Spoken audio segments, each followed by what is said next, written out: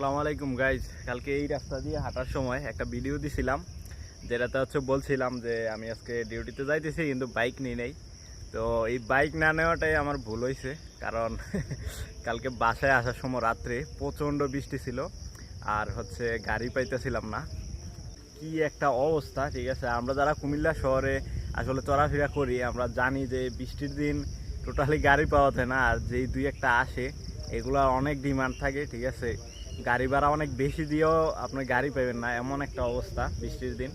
তো কালকে আমার সাথে সেম কাহিনী হয়েছে।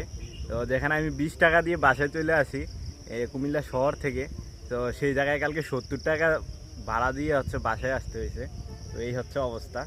তো আমি সবসময় বাইক নিয়েই ডিউটিতে যাই। তো কালকে একটু সমস্যার কারণে বাইক নেওয়া হয়েছিল না।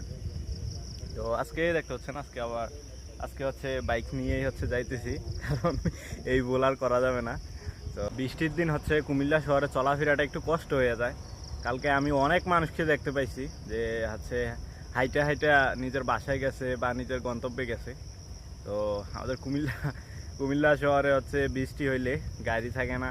হ্যাঁ, মানুষের একটা ভোগান্তি, রাস্তায় পানি উঠে যায়।